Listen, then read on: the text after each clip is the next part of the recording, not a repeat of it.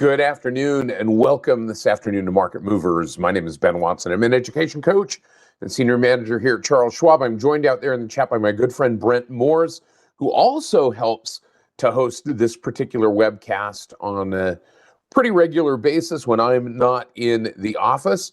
There is the closing bell, and that brings this week to a close, perhaps a week that many traders wish that they could have restarted or avoided, perhaps. But let's take a look and let's see how the week played out and what might be ahead for the week to go, and see whether or not there is maybe a little bit of bright spot, a little bit of bright light on the horizon, if you will. A couple of quick reminders, though, as we get into this discussion. Thanks to all of you for being here and joining us, whether you're joining us in the recorded version or in the live version.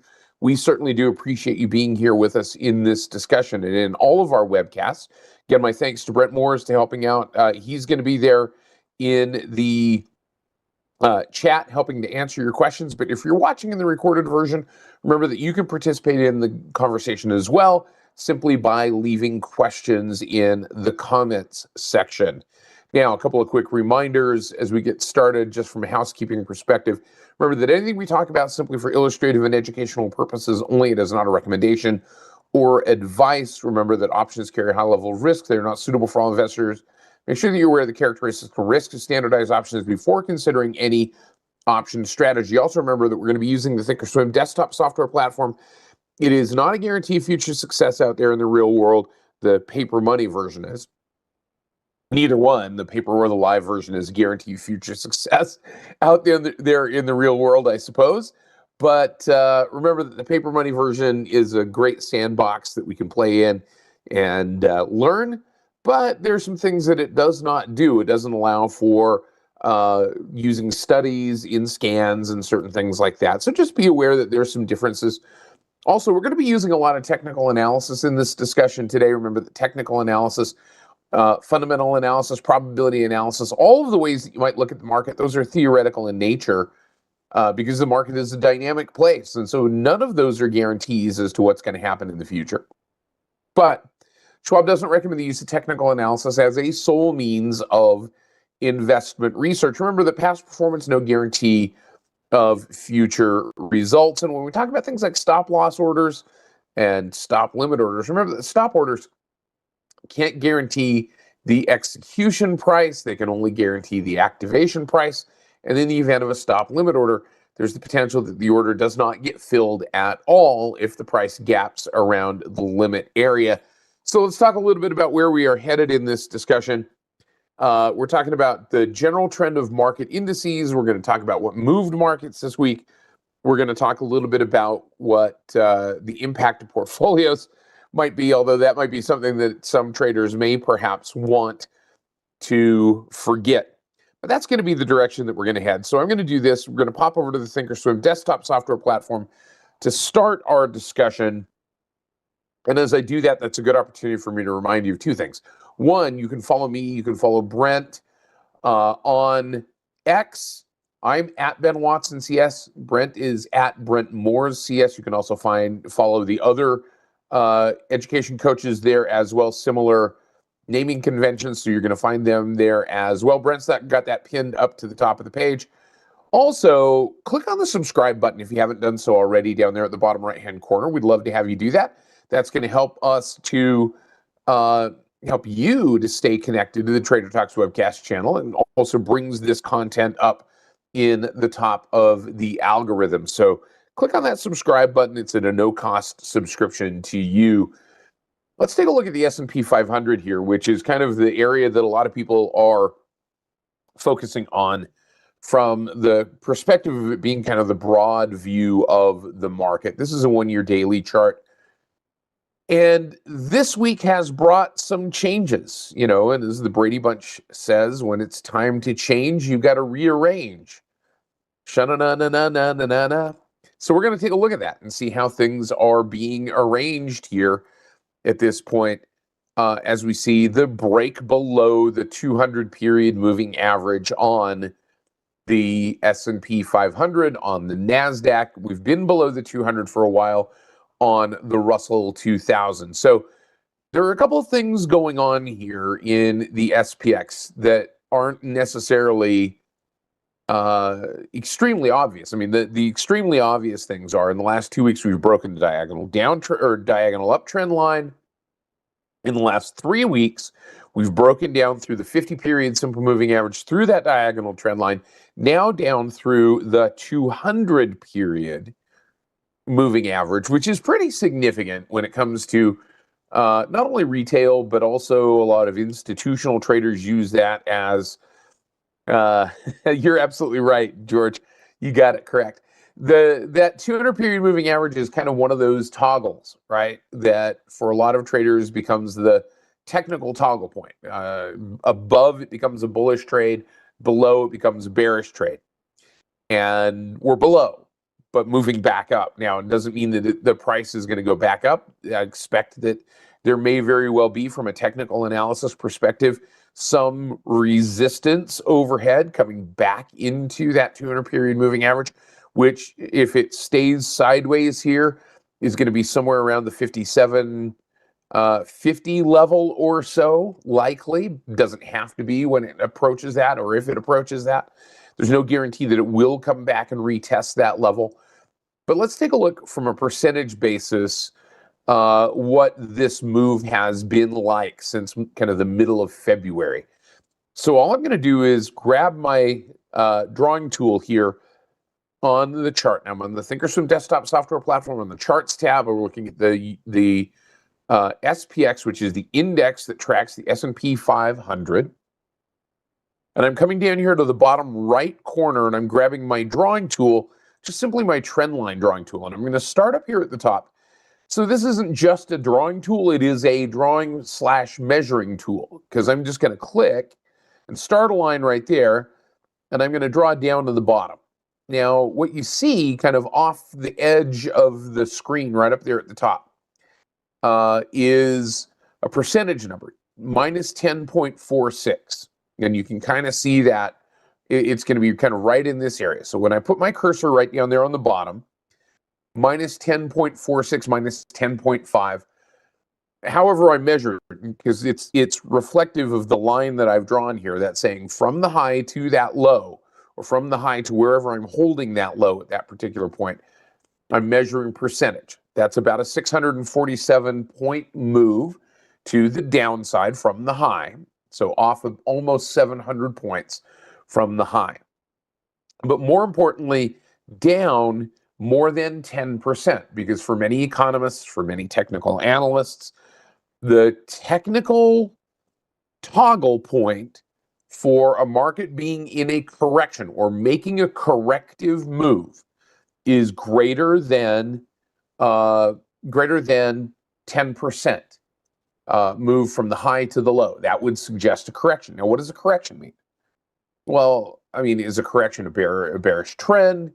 Is a correction trend reversal? Is a correction simply an indication that markets are moving towards a potential level of support? And from the perspective of saying, hey, we can look left to confirm right, I'm going to argue that that correction is a point at which there's likely to be a rally. And in fact, we see that today. Now, does that rally mean that the overall long-term trend continues? Not necessarily. But I think you could make this argument that if we were looking at kind of these longer-term highs, right? Even though we've broken the 200-period moving average, there's a low, there's another major low, there's another major low. So for those major lows, kind of that longer, more secular trend, the trend is still making higher lows, right?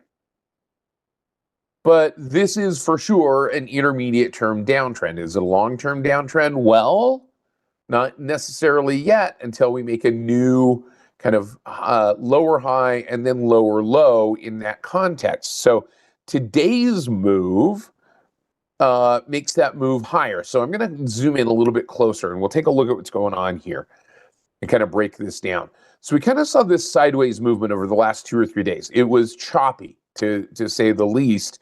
We saw these little bits of gap and down, gap and up, and then down.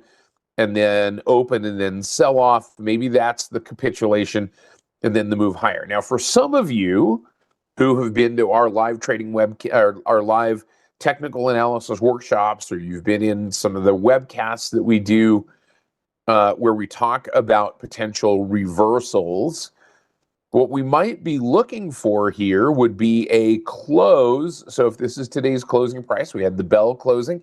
If this was our low day, I'm going to point out our low day right here. That's our low day. Okay. So some traders might be looking for this close above, above high of the low day, hold, right? So did we get that today? Yes, we did. We have a hold. Does that mean that we're going to see a reversal or a continuation or a follow through here? Not necessarily. Could we? Yes, potentially, right? Because you notice what's gone on down here in the RSI, that relative strength index. We've seen roughly equal lows down in the lower reversal zone. And we start to see this move back to the upside. So now we're roughly at an equal high there on the RSI. So there's some momentum moving back in the upward direction. Now, does that mean that it's going to continue? I mean, here's the thing. It's a long weekend. Not an extra long weekend because we don't have a holiday, but the weekend is long relative to, the market moving in response to what might happen over the weekend. So a lot of things can happen. And so that is one of the things that a lot of investors potentially may be looking at going into this weekend, prepping for next week, right? Yeah, and PG says, cold as a start, would prefer to see some follow through. Now, my thought was this. If investors, traders, retail, and institutional investors were worried about the weekend, they might be doing two things, right? Okay. They might be selling at the close or into the close to balance or take risk off over the weekend, right? That would make sense, wouldn't it? That they would be taking trades off going into the weekend, number one. Number two, that if they were protecting themselves, if institutional traders were protecting long stock portfolios, because they were worried about what that over the weekend or overnight risk might be, that they might be buying protective positions, i.e. protective puts, to offset or hedge against some of that downside move. So let's see if that activity has been occurring, right? Let's see what they've been doing into this close. So what I'm going to do is I'm going to change my time frame on this particular chart. I'm going to change this down now to a 5-day, 5-minute. We'll just kind of take this down into this intraday time frame, right? And I'm going to zoom in and see what's been going on. So into yesterday's close, we saw them selling it off, right? But what were they doing into today's close that was different? One of these things is not like the other. One of these things just isn't the same, is it? In fact, we saw the high for the candle. We saw the high for the day come in 1 minute before the close or 5 minutes before the close, right? And that would suggest that buyers towards the end of the day, balancing positions, in full awareness that the market was going to be closed over the weekend, right? At least the index market, the cash market, they were stepping in and they were buying, and they were doing it with some pretty good momentum here. Now they weren't pushing that momentum into an extreme, right? So from this particular perspective, were they stepping in? Yes, there was buying activity going on. So that's, I think, a little bit of a bright spot. And that's the kind of one bright spot, or one of the bright spots that I wanted to bring up, just to kind of keep the chins up a little bit here in this perspective going into this weekend ahead of next week. Is it's not all bad. There's some buying going on, and I agree. It's a start. It's a shoot of green here that's poking its head, hopefully, into the spring air. But Jay Richardson says, could it have been shorts covering as opposed to actual buying? I think that's a good question. There's a good question to ask there in that particular sense, that shorts covering those positions. I would argue perhaps that we might be seeing a fair amount more buying and more rapid buying if this were short covering, right? If this were a short covering, kind of forced short covering rally into that position, because as this momentum started kind of mid-morning, and I would argue that probably would make more sense in this time frame right here. So maybe that time frame right there, they had kind of this extreme momentum when price was getting pushed up against those resistance levels and up against the highs of those 5-minute candles, that very likely was kind of that fear of missing out, fear of getting barreled over by a short squeeze type of buying activity, right? Because we saw strong momentum coming in there and pushing those prices higher. But I think once that abated and once that happened, and I may be completely wrong on this, but this is simply my assessment and looking at this from a technical analysis perspective, that the fact that this pushed higher with some moderate momentum, but not extreme momentum, would suggest that there is a fair amount of buying stepping in speculation. Now, we can look at a number of things to see that, and we can see, where there's kind of option skew in that particular direction.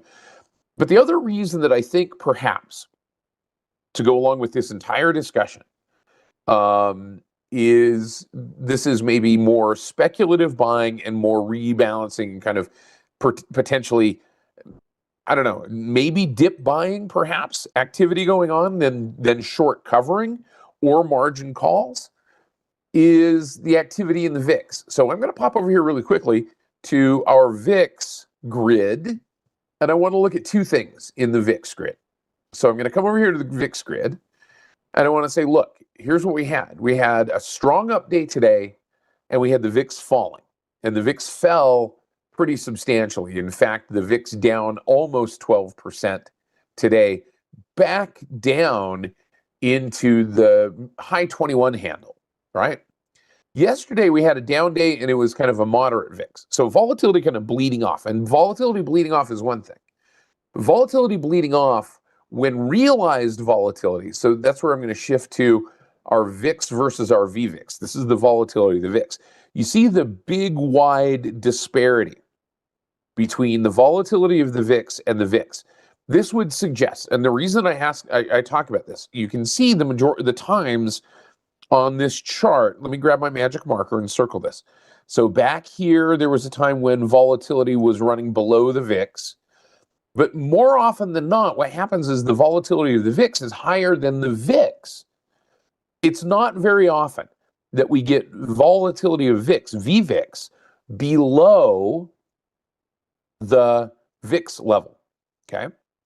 And here's the reason why this is important. Because this indication, this VVIX right here, below the level of the VIX, suggests the protection is cheap at this point. That tells me two things. It tells me that there's not a lot of buying activity, because remember what the VIX is, right? The VIX is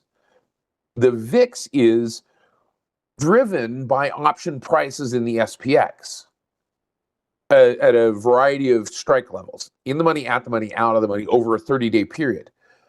When institutions, primarily, they drive the VIX, when those institutions are buying protection, they're buying protection generally by buying put options. When they buy them, that brings the price up, right? Immutable laws of supply and demand. We're not seeing that right now, number one. Number two, what we're seeing is that really the prices of those VIX options has been driven down by aggressive put sellers or call sellers that have been coming in and harvesting that very rich premium off of this VIX spike, right? So they saw an opportunity. They said, wow, VIX has spiked back up again, and now let's come and sell some of that premium. And when they have nobody buying and lots of people selling, guess what happens to price really, really quickly? It goes down. When there are 20 lemonade stands on your street and nobody wants lemonade because it's 30 degrees outside, the price of lemonade goes down really fast. So when there's lots of VIX sellers or lots of put option, SPX option sellers, and nobody buying protection because they're not worried, then that brings that price down. And that's why we see this VVIX print lower than the VIX. Okay. So Brown Buffalo, VVIX in simple, in kind of straightforward terms, is whether or not VIX is expensive, right? Whether or not VIX is priced expensively. VIX in and of itself is whether those SPX options are priced expensively. So what we can say is, yeah, those SPX options are not as juicy as they were, number one. And number two, the VVIX suggests that VIX isn't very expensive because there was a lot of put selling, a lot of harvesting of that premium. So that now suggests, along with what we're seeing in price movement, that there's not a lot of fear going into this weekend. Now, does that mean that nothing can happen? No, it certainly does not mean that, because certainly things can happen, and they do when volatility is high or volatility is low. I'm just simply laying out the case here that the market's not terribly worried at the moment about that, if that makes sense. Okay. So from this particular perspective, that relationship, I think, is important. We've just seen a very few periods of time, the May of last year, April of May of last year, where volatility was cheap. Now, here's the thing to think about. What we may see happen here pretty quickly, if more fear goes on into next week, is because volatility is cheap, buyers may come in, right? And might start to buy volatility relatively quickly. So we might see the VIX kind of tick back up a bit if there's buyers coming back in. Here's the scenario. This might very well be, looking forward at next week, that there's a storm coming and umbrellas are still relatively cheap. So there might be buyers coming in, stepping in and buying those umbrellas now before the storm happens. The problem is most people don't buy umbrellas until after it starts raining. You know that. We know that. I mean, that's just the way things go. So the price of umbrellas can go up really quickly. All right, now that's that metaphor. Okay, so I hope that makes a little more sense in terms of the relationship of VIX to volatility of VIX, and also this relationship here of the SPX versus the VIX. This is the S&P 500 versus the VIX. Now let's go back to that index grid really quick. Now that we've kind of talked to the SPX to death, let's take a look at what's going on in the other indexes. The NASDAQ, we can seeing maybe a little bit of a skewed W bottom there, and that move back to the upside, a little bit stronger gap and rally today. So we got a gap up and a rally in the NASDAQ. So some strength coming back up into those technology names. We'll look at the Mag 6 here in just a minute. And then in the Russell 2000, the Russell 2000 kind of moderating that little bit of a rise here, but still kind of staying in a fairly close range. So staying right around the 2044 level, kind of consolidating right around this 2020 level. Now, on my index options webcast on Wednesday, I talked about the possibility of the Russell 2000 kind of staying right in this 2020 range to maybe 2030 on the upside, 2010 on the downside, and we're kind of right in that range. We're a little bit on the high side of that range. The one thing I wanted to compare here really quickly, because of the sensitivity of the Russell 2000 to interest rates, is I wanted to throw on here a comparison line. Comparison to, and I'll just change the symbol that we're comparing this to, /10Y. Now, we're not looking at this as in terms of the futures contract being a marketable instrument or a tradable instrument, which it is, but we're looking at this in terms of being a futures market that helps us to see interest rates. So that's what we're using it for in this particular case, not as a measurement of trading futures. Now, if you're going to trade futures, I teach a webcast on Tuesday mornings where we talk about trading futures, but recognize that futures trading requires separate trading authorization. It is highly leveraged. It is not suitable for all investors. So I'm just going to simply click and apply. So you notice what's been going on, which is really kind of uncharacteristic, and we've seen this happen a couple of times. But interest rates are on their way back up. We're starting to see interest rates rise a little bit, but at the same time, the Russell 2000 turning up. I think if rates had still continued to be moving to the downside, and we see rates kind of moving just a little bit higher here, if rates had been holding their own or moving to the downside, I think we would have seen the Russell 2000 maybe a little bit higher here because of that sensitivity to those interest rates. I think what's holding the Russell down, kind of like holding one of those kickboards under the water in a swimming pool, is this idea that rates are rising in the short term. If we see that reversal on rates and a move lower, I think we see the Russell 2000 simply from its relationship, technical analysis and market analysis relationship to the Russell and interest rates. I think we see the Russell move higher. That's not a guarantee by any means. That relationship can get out of whack and out of that scenario pretty quickly.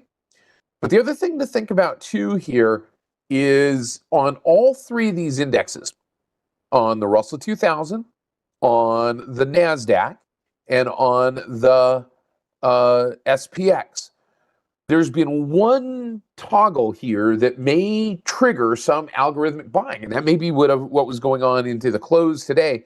And that was the thing that we saw yesterday, starting yesterday, and mostly today, was this toggle from below to above the lower reversal line, kind of the default lower reversal line, in this case, the 30% level on the RSI, the Relative Strength Index. That might be a trigger for a lot of algorithmic type trading methods to get into trades when that push goes down below that level and then triggers back up. Because you can see what we had here. The last time it did it 2 days ago, we saw we had a little blip to the upside. There wasn't a lot of follow through.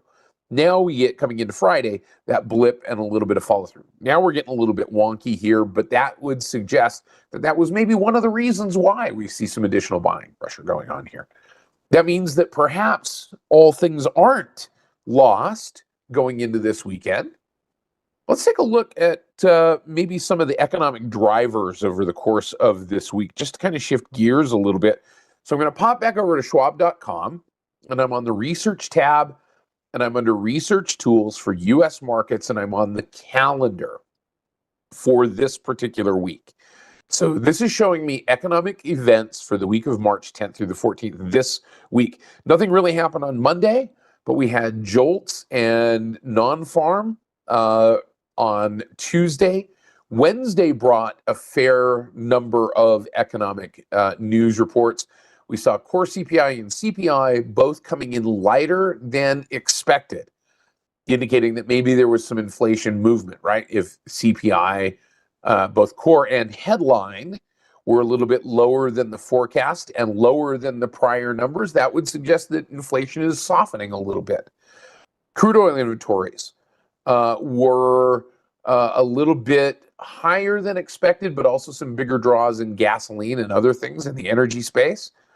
Continuing claims were holding their own. They're a little bit down from the prior week, which is, from a labor situation, suggests that there's still some resiliency in the employment market. Initial claims were lower than was expected by about 10,000 claims, right? And PPI lower as well. And you're right, Jerry. The market really did kind of shrug that off. Now, here's the one, though, that despite this happening, so the market expected a consumer sentiment print, and we'll get final numbers next week and then revisions. But the consumer sentiment print was 57.9 as that prelim print. The previous one was 64. That suggests that consumer sentiment is weakening. And weakening consumer sentiment is going to have an impact on consumer stocks. It's going to have an impact on retail stocks. It's going to have an impact on home builders. All of those things that are driven by consumer sentiment, I think, are going to have somewhat of an impact. And I think we saw a little bit of that this week. So what I'm going to do, I'm going to pop back over here to our Thinkorswim platform. And I'm going to bring this back into our sector index grid. We've looked at this before. And I just want to get a sense of what's going on in each one of these sectors. And I talked about this on Wednesday night in the market and sector analysis webcast. But let's kind of pop these up. So energy took a big move to the upside today. That energy sector, we saw some rotation into that energy sector. So some strength there. Materials also, because that's also driven a large degree by energy prices, material revenues are. Industrials kind of still getting hit a little bit. We've seen some hits in terms of one of the big components of industrials, which are airlines, kind of keeping this pushed to the downside a little bit, but a little bit of a turnaround there. Consumer discretionary, a little bit of a lift, but boy, I'll tell you what, this has been kind of leading things to the downside from this perspective, but up 2% today. Consumer staples, you see that consumer staples have remained relatively strong, and we see a little bit of a turnaround, perhaps up off of a support level right here at about this 861 mark or so, but still down below the 50-period simple moving average. Healthcare, a little bit of a turnaround, still staying relatively strong as well. Financials, we saw the 50-period moving average kind of tipping over just a little bit here, but financials also coming up off of a little bit of a level of support. But where you see that break and a little bit of return coming back into the infotech space and also communication services, which did not make a new, very short-term higher high here, as opposed to information technology. So communication services still suffering from some rotation out. Utilities breaking back up above the 50-period simple moving average, which once again, a little bit unusual relative to that discussion that we had considering the Russell 2000. Utilities also very interest rate sensitive. Real estate, interest rate sensitive. So we see a little bit of a move to the upside, but not stronger. And I think the reason we're not seeing a stronger move here in real estate is because of that consumer sentiment number. And as George points out, compared with a year earlier consumer sentiment, despite the fact that interest rates are down or have been down somewhat, consumer sentiment is down. That's still weighing on the real estate sector. So those are some of the influences that are going on. So going back to our information technologies sector, what I wanted to do is I wanted to look at a comparison really quickly of our Mag 7, or actually the Mag 6. So kind of stripping Tesla out of this mix. So this is year to date on the Mag 6, the one that's been giving us kind of perhaps the biggest move to the upside, but also coming the hardest back down has been Meta. The parent company Facebook, right? Meta getting hit. Meta starting to maybe turn around a little bit. Overall pricing a little bit higher. Microsoft turning back up to the upside. Amazon turning back up to the upside today. Google, Apple, Nvidia, kind of all sitting kind of clustered right here down on the bottom segment of that space. Nvidia is the one that took the biggest hit overall year to date, but has made the strongest move, kind of roaring back here. Is that blue line of NVIDIA. So now you kind of get a sense of how the Mag 7 is kind of driving things at this particular point. So some of the other things I wanted to do really quickly, I wanted to pop over here really quick to our Market Watch tab, and I wanted to go to the Visualize sub-tab, and I wanted to take a look at the S&P 500 today. So for those of you who are brand new to this particular webcast, or brand new to the Thinkorswim platform, the Visualize heat map here on the Market Watch tab is a one-day perspective on what's gone on. So this will kind of give us an idea of what's closing things out today. Nvidia up a little over 5% today. So brighter green is stronger movement. Bigger box, larger market cap. Palantir, this is back-to-back kind of 5%, 8% moves to the upside. Palantir, big winner today. Micron, big winner today, right? But you see some of the impacts here. Let's take a look at some of the little islands of red in the sea of what is green, which is surprising a few people here. T-Mobile getting hit to the tune of about 1.25%. Bristol Myers Squibb down 2%. Abbott Labs down 2.5%. Gilead Sciences in the biotech space, down 1.6%. Some of the retailers and some of the consumer defensives. Coca-Cola down better than 0.5%. Procter & Gamble down almost 0.5%. Kroger in the real estate, in the grocery space, down 1.5%. So some things still weighing. Now, what does this mean? Does this mean that this will continue? Don't know, right? We don't know. But these are definitely, we're definitely seeing some bright spots. So to kind of calm our senses and give ourselves some, let's say, some savasana here at the end of this week, if you will, look at this nice green color. It might not continue, but it's nice and placid and peaceful here at the end of the day as we start to see things wrapping themselves up and seeing a little bit of a move to the upside. Now, I want to do this. I don't want to harsh your mellow here yet at this particular point, but I want to look over the horizon and see what is on the docket for next week. That green is so pretty. Yes, it is. Let's take a look at what we've got coming up next week. As a look forward, we've got business inventories. We've got retail sales numbers. That might be a market mover next week. Retail sales numbers. We're going to see kind of the tail end, some of those tail end retailers coming out, and